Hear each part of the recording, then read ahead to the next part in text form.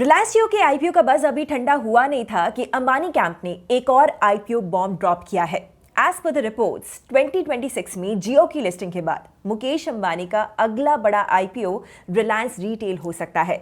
But before that there is already some ground work happening to make sure ये IPO super successful हो। Hi everyone, मैं हूं Gauri and this is going to be the first story of today's episode. Second update में Ozempic और विगोवी जैसे global blockbuster wait loss drugs अब India में अपने जेनेरिक अवतार्स के साथ लॉन्च होने वाले हैं। सन फार्मा हो, डॉक्टर रेड्डीज हो, सिप्ला हो और भी बड़े इंडियन प्लेयर्स इसके लिए लाइन में खड़े हुए हैं, वेट कर रहे हैं। बट वेट लॉस मार्केट पर ये बम्पर बेट एक्चुअली क्या इन कंपनीज को लीगल सूप में डाल सकती है?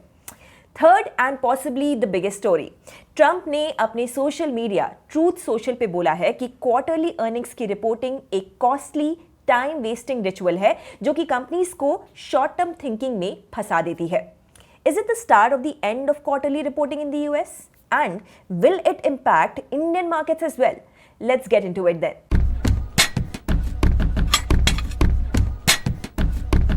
नेक्स्ट ईयर रिलायंस जियो के आईपीओ के साथ अब पैरेलली रिलायंस रिटेल के लिस्टिंग का भी लेगवर्क हो रहा है with potential valuation of hold your breath $200 billion.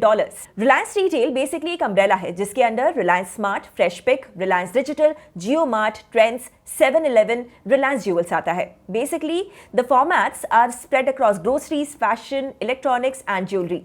In case you don't know, Reliance Retail India का लार्जेस्ट रिटेलर है। It has the widest reach and biggest store footprint. फिलहाल ये डिफरेंट फॉर्मेट्स में नियरली 20,000 स्टोर्स ऑपरेट कर रहा है। इसके around 35 crore registered customers हैं। स्टोर काउंट के हिसाब से कंपनी टॉप 5 ग्लोबल रिटेलर्स में है और रेवेन्यू के हिसाब से टॉप 30 में शामिल है। वापस आते हैं रिलायंस रिटेल की मच अवेटेड आईपीओ की खबर पर। इसके लिए रिलायंस रिटेल के अंदर अभी एक स्ट्रक्चरिंग चल रही है। एफएमसीजी बिजनेस यानी कि रिलायंस कंज्यूमर प्रोडक्ट्स को डीमर्ज करके अलग सब्सिडरी बना दिया गया है। ये सब्सिडरी डायरेक्टली रिलायंस इंडस्ट्रीज के अंडर होगी। This is basically to ensure that core retail business का स्ट्रक्चर ज्यादा लीन और मार्जिन्स ज्यादा क्लियर हो। दूसरी तरफ ऑन ग्राउंड भी रैशनलाइजेशन हो रहा है। अंडर परफॉर्मिंग स्टोर्स को आइडेंटिफाई किया जा रहा है, उन्हें बंद किया जा रहा है और कंपनी के रिटेल फॉर्मेट्स स्ट्रीमलाइन हो रहे हैं। एफएमसीजी को तो अलग से डीमर्ज किया ही जा रहा है, बट एज पर सोर्सेज ये मल्टीपल फॉर्मेट्स भी कंसोलिडेट हो सकते हैं ताकि और एफिशिएंसी निकले और एक शार्पर और more focused Reliance retail create हो। इसका ऑब्जेक्टिव क्लियर है, to get double digit margins. FY25 में रिलायंस रिटेल का रेवेन्यू $38.7 बिलियन था और ऑपरेटिंग प्रॉफिट $2.9 बिलियन। सो अभी मार्जिन्स अराउंड 8.6 से 8.7% पे हैं, लेकिन अंबानी का टारगेट उसको और बीफ अप करना है बिफोर हिटिंग दलाल स्ट्रीट। अब इन्वेस्टर एंगल से रिलायंस रिटेल के कैप टेबल पे ऑलरेडी बहुत सारे टॉप ग्लोबल इन्वेस्टर्स हैं। Singapore GIC, Abu Dhabi investment authority, Qatar investment authority, KKR, TPG, silver lake, everyone is waiting for that juicy exit. Now IPO से उनके लिए एक नेचुरल एग्जिट ऑप्शन अनलॉक होगा और अगर वैल्यूएशन $200 बिलियन के आसपास लैंड करता है तो इंडियन मार्केट्स के लिए भी ये एक बड़ा वेल्थ क्रिएशन इवेंट होगा। सोर्सेज के हिसाब से इसकी टाइमलाइन अराउंड 2027 है। जियो का आईपीओ पहले आएगा which is expected in the first half of 2026। Reliance retail की लिस्टिंग उसके 1 साल बाद हो सकती है। तो मुकेश अंबानी एक क्लासिक प्लेबुक को फॉलो कर रहे हैं। बिजनेस को स्ट्रीमलाइन करो, मार्जिन्स को इंप्रूव करो, ग्लोबल इन्वेस्टर्स को कंफर्ट दो और फिर मार्केट पे एक ब्लॉकबस्टर लिस्टिंग कर दो। लेकिन $200 बिलियन का वैल्यूएशन जेन्युइनली जस्टिफाई होगा या फिर नहीं, वो डिपेंड करेगा कि नेक्स्ट 2-3 सालों में रिलायंस रिटेल कितना एफिशिएंट और प्रॉफिटेबल बन पाता है। आगे बढ़ने से पहले आपको रिमाइंड करा दूं हमारे नए YouTube चैनल अपलर्न के बारे में, जहां पर आपको ऐसे ही यूजफुल अपडेट्स और इनसाइट्स मिल सकते हैं। हमने रिसेंटली वहां पर इथेनॉल कंट्रोवर्सी पर भी डीप डाइव किया है। Do check out that video and let us know your feedback. दूसरी स्टोरी में सेमाग्लूटाइड एक ड्रग कंपाउंड है जो कि मार्च से इंडिया, कनाडा और ब्राजील में पेटेंट फ्री हो जाएगा। And this is the compound behind globally renowned weight loss drugs like Ozempic and Wegovy. इससे इनकी डोमेस्टिक जेनेरिक कॉपीज की प्राइसेस 80% तक गिर सकती हैं और जब अफोर्डेबिलिटी आएगी तो ऑब्वियसली डिमांड स्काई रॉकेट होगी। ऑलरेडी एटलीस्ट 10 इंडियन कंपनीज अपने फेज 3 ट्रायल्स के लिए central drug standard control organisation को अप्रोच कर चुके हैं। कुछ ने प्री क्लिनिकल और बायो इक्विवेलेंस ट्रायल्स भी कंप्लीट कर लिए हैं। लेकिन यहां पर एक बहुत ही ज्यादा इंटरेस्टिंग ट्विस्ट है। यूएस में इन्हीं ड्रग्स के अगेंस्ट 1800 से ज्यादा लॉ सूट्स फाइल हो चुके हैं। पेशेंट्स ये क्लेम करते हैं कि कंपनीज ने उनको स्टमक पैरालिसिस, इंटेस्टाइनल ब्लॉकेज और कुछ केसेस में विजन लॉस तक जैसे सीरियस साइड इफेक्ट्स के बारे में प्रॉपर्ली वार्न नहीं किया। नोवो नॉर्डिस्क और एली लिली जैसे मेकर्स इन क्लेम्स को डिनाई कर रहे हैं, बट परसेप्शन क्राइसिस तो बन ही गया है। तो क्या ये लॉसूट्स इंडियन फार्मा कंपनीज के गेम प्लान को भी डीरेल कर सकते हैं, उन्हें हॉन्ट कर सकते हैं? सो एक्सपर्ट्स कहते हैं नॉट रियली। इंडिया में लीगल फ्रेमवर्क अलग है। यहां पर क्लास एक्शन लॉसूट्स जैसा मैकेनिज्म एग्जिस्ट ही नहीं करता और क्लिनिकल ट्रायल्स के बाद ही सीडीएससीओ ड्रग अप्रूव करता है और इसके बाद पोस्ट मार्केटिंग सर्वेलेंस भी होती है। मतलब कि इंडियन कंपनीज को यूएस वाले लॉ सूट्स का रिस्क नहीं है। दूसरी तरफ इस ड्रग का मार्केट साइज मैसिव है। As per the analysts, India में GLP-1 ड्रग्स जो ब्लड शुगर मैनेज और वेट लॉस में एड करता है, उनकी सेल्स 2027-28 तक 1800 करोड़ रुपीस तक पहुंच सकती है। और कुछ एक्सपर्ट्स प्रेडिक्ट कर रहे हैं कि 3 से 5 सालों में ये 10,000 करोड़ रुपए यानी कि $1 बिलियन का सेगमेंट बन सकता है। ग्लोबल स्केल पे गोल्डमैन सैक्स ने भी अपना एस्टिमेट 2030 तक 130-200 बिलियन डॉलर से अब 95 बिलियन डॉलर किया है। फिर भी अपॉर्चुनिटी मॉन्स्ट्रस है, लेकिन इस अपॉर्चुनिटी के साथ कुछ इश्यूज भी हैं।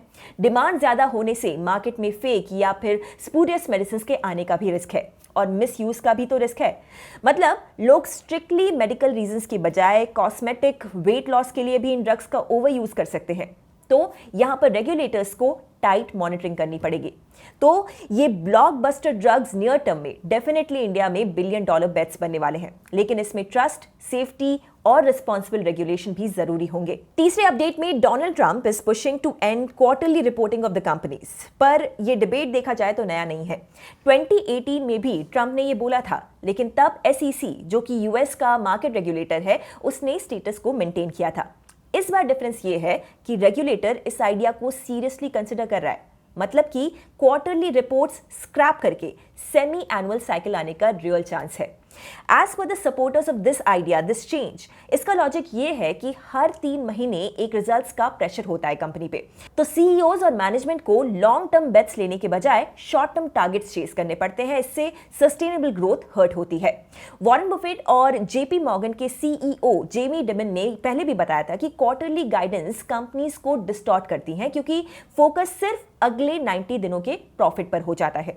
ग्लोबली भी देखा जाए तो सिंगापुर ने 2020 में क्वार्टरली रिपोर्टिंग को वॉलंटरी बना दिया था। यूके और EU भी सेमी एनुअल मॉडल पे चल रहे हैं, लेकिन इसके ओपोनेंट्स भी इक्वली वोकल हैं।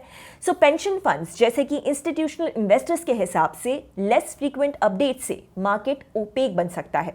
अगर 6 महीने तक कोई भी मीनिंगफुल फाइनेंशियल अपडेट ना निकले कंपनी से, तो इन्वेस्टर्स मिसप्राइस करेंगे और जब रिजल्ट्स फाइनली आएंगे तब वॉलेटिलिटी और भी ज्यादा बढ़ सकती है। ऑल्सो क्वार्टरली रिपोर्ट्स सिर्फ नंबर्स का अपडेट भी नहीं होते, मैनेजमेंट कॉल्स होता है, उसमें guidance, competitive landscape, macro commentary, ये सब कुछ क्वार्टरली रिपोर्ट्स के साथ आते हैं। अगर ये कम हो गया या फिर इनकी सप्लाई थोड़ी सी शेकी हो गई, तो छोटे इन्वेस्टर्स के लिए इंफॉर्मेशन एक्सेस और टफ हो सकता है और इनसाइडर इंफॉर्मेशन और वैल्यूएबल बन जाएगी। मतलब कि रिटेल इन्वेस्टर्स के लिए ये डिसएडवांटेजेस है। इंडिया में 1999 से सेबी ने क्वार्टरली रिपोर्टिंग को मैंडेटरी बनाया हुआ है। अभी भी हर लिस्टेड कंपनी को 45 डेज के अंदर रिजल्ट्स को फाइल करना होता है और सेबी ने कभी इस फ्रेमवर्क को रीथिंक करने का इंडिकेशन नहीं दिया है, एटलीस्ट ऑन रिकॉर्ड। हाँ, इन्फोसिस के एक्स CEO विशाल सिक्का ने बोला था कि 90 डेज साइकिल से companies long term thinking compromise करते हैं और farmer SEBI chairman M Damodaran भी गाइडेंस को डिसकंटिन्यू करने की बात कर चुके हैं। लेकिन ओवरऑल इंडियन रेगुलेटर्स अभी भी क्वार्टरली सिस्टम को एक स्ट्रॉन्ग अकाउंटेबिलिटी मैकेनिज्म मानते हैं, but there is a possibility that अगर अमेरिका क्वार्टरली सिस्टम को छोड़ देता है तो पूरा का पूरा ग्लोबल रिपोर्टिंग कल्चर रीथिंक हो सकता है एंड इवेंचुअली इंडिया तक इसका रिपल इफेक्ट पहुंच सकता है। And ultimately this is going to be a balance between trust और अकाउंटेबिलिटी वर्सेस कॉर्पोरेट कन्वीनियंस। तो तो ये थे आज की 3 अपडेट्स। एक तरफ रिलायंस रिटेल का अपकमिंग आईपीओ, जहां पर इसकी पोटेंशियल $200 बिलियन के वैल्यूएशन के लिए स्टेज सेट हो रहा है with streamlining of formats and demerger of FMCG business. दूसरी तरफ इंडिया की pharma race where weight loss drugs $1 billion bet बनने वाले हैं, but it comes with its own challenges. And thirdly, US quarterly report से अब सेमी एनुअल रिपोर्टिंग की तरफ शिफ्ट होने का कंसिडर कर रहा है। इससे ग्लोबल मार्केट्स के रिपोर्टिंग फ्रेमवर्क और कॉन्सिक्वेंटली इंडियन रिपोर्टिंग पे भी रिपल इफेक्ट आ सकता है। अगर आपको ये ब्रेकडाउन, ये वीडियो पसंद आया हो तो लाइक कीजिए, शेयर कीजिए and let us know your thoughts in the stories today in the comments below. See you in our next video. Investment in securities market are subject to market risks. Read all the related documents carefully before investing.